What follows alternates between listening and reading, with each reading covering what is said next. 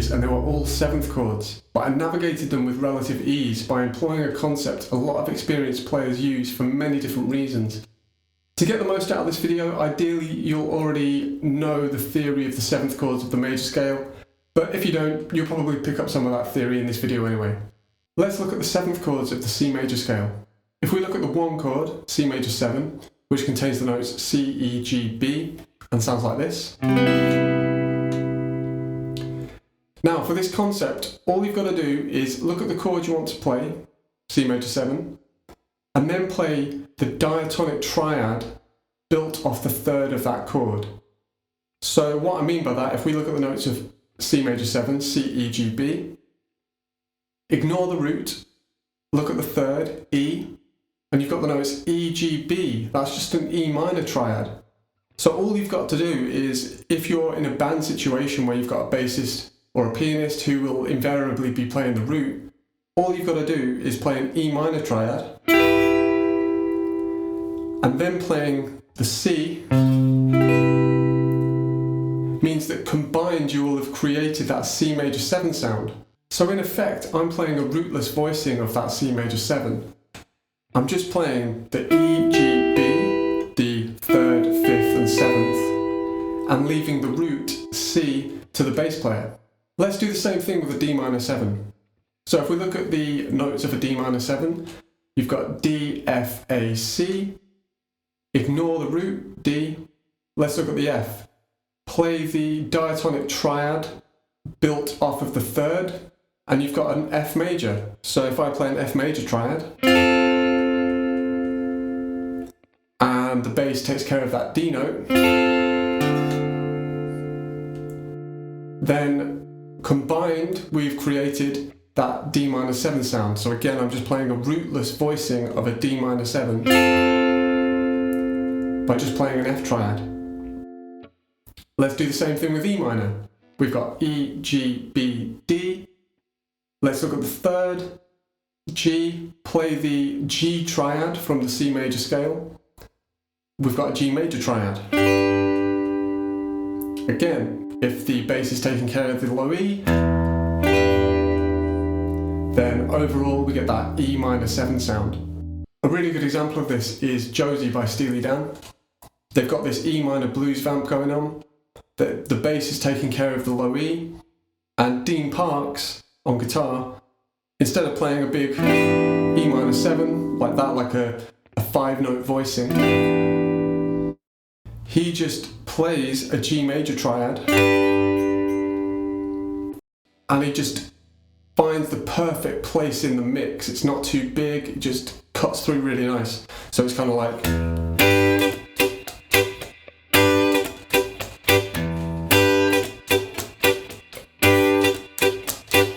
let's have a quick look at how to play the other 7th chords of the major scale. So F major 7, if we ignore the F, look at the A, the 3rd of that chord, play the triad built off that A, and you've got an A minor triad. So if I play an A minor triad, and the bass is taking care of the F,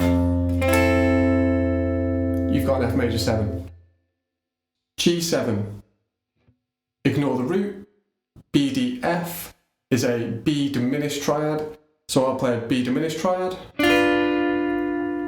and if the bass is taking care of that G, you get G7. A minor 7, C major triad. I'll put that bass note in there. And finally, B minor 7 flat 5, ignore the root, play the triad built off the 3rd, which is a D minor triad, put the B in the bass, and then we're back to C major 7, so an E minor triad. Here's the chord progression from that intro video. Take a little look at it and see if you can figure out which triads or rootless voicings you'd use. I'll play the video now and then I'll explain how I did it.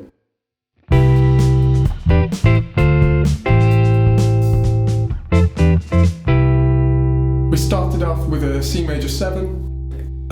By the way, for these rootless voicings, I'm using just the top 3 strings.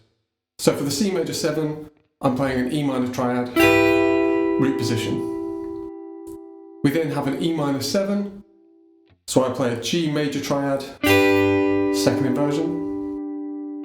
We've then got an A minor 7, so I play a C triad, first inversion. D minor 7, I play an F major triad, root position.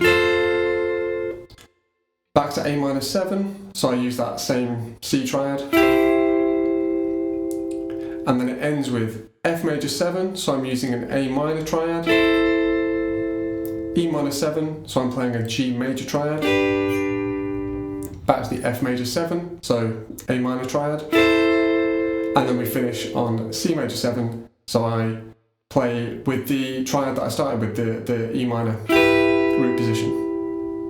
Here's another chord progression for you to test your understanding of this concept.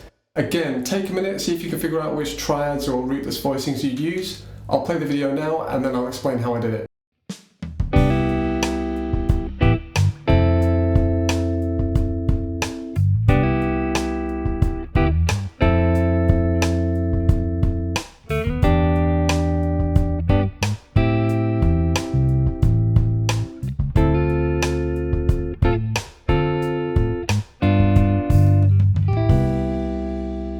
Again, we're starting off with a C major 7, so I'm playing an E minor triad, which is a rootless voicing of this C major 7.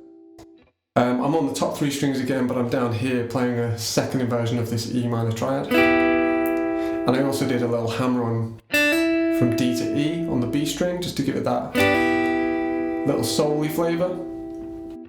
We then go to F major 7, so I'm playing an A minor triad, first inversion.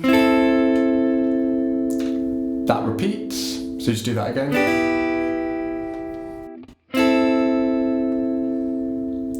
We've then got an E minor 7, so I'm playing a G major triad, first inversion. And I just embellished it by doing that little slide from A to B on the G string, and then hitting the other 2 strings.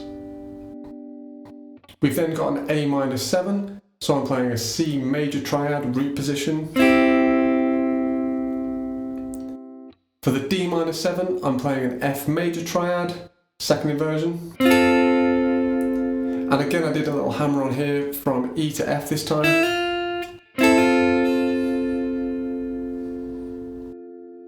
And then for the G7, I'm playing a B diminished, root position. And then we finish with C major 7, so I'm playing an E minor triad. Second inversion, that's the same place we started. There is another way of thinking about this concept that's less dependent on the major scale and maybe slightly better because it offers more insight into what's going on in terms of the construction of the chords. So if we look at a major 7 chord, all we're doing is playing a minor triad built off the third of that major 7 chord. So in the case of C major 7, we were playing an E minor triad, E being the third of C, and for the F major 7, we were playing an A minor triad, A being the third of F. So if you want to play a major 7 chord, rootless, you play a minor triad built off the third of that major 7 chord. For a minor 7 chord, we're playing a major triad built off the third. So for D minor 7, third is F, so we played an F major triad. For E minor 7, we were playing a G major. And for A minor 7, we were playing a C major. For a dominant 7 chord, you play a diminished triad built off third. So for G7 we're playing a B diminished. And for a minor 7 flat 5, you want to play a minor triad built off the third.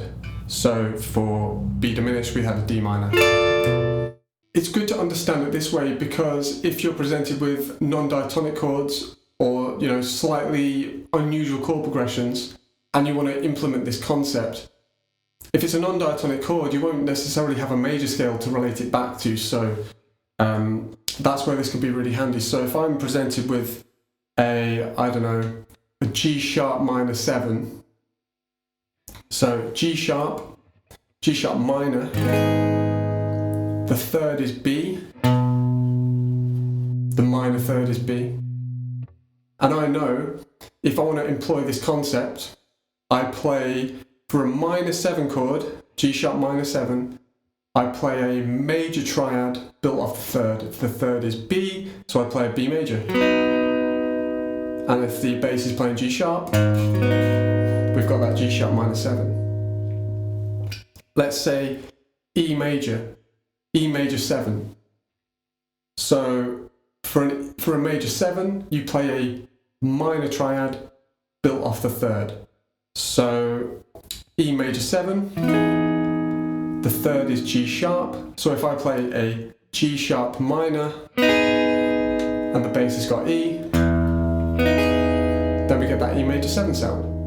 So it's a good way of remembering it and being able to use it in scenarios where you're not in a nice, neat and tidy diatonic chord progression. Implementing this concept can be quite tricky initially because let's say you're playing C major 7, but you're not playing the note C. So you've got to have a really good understanding of the chord progression, and you'll have to have really internalised the sound of that chord progression in the song. I'd recommend practicing this stuff with a bass track, a backing track, or you could set up a loop if you've got a looper. And there's so many uses for this concept. If you're composing, or arranging parts, and you want your guitar player, if that's yourself or someone else, to fit into quite a small niche within the bandwidth of the music, these are perfect. Instead of doing your big 4, 5, or even 6 note voicings, being able to just play 3 notes and it still carry all that information is really handy. You can arpeggiate them. So if it's an E minor 7 again, G triad,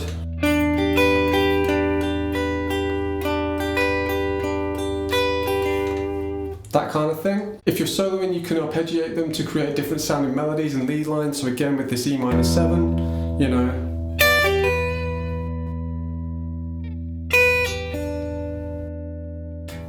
all in the context of that E minor 7, but we haven't played an E note. Quite a nice sound. I hope you found this lesson useful. Please consider subscribing if you'd like to see more content like this, and there's a link to my Patreon below if you'd like to support the channel in that way. If you've got any questions, just leave them in the comments below and I'll do my best to get back to you. Thanks very much. See you next time.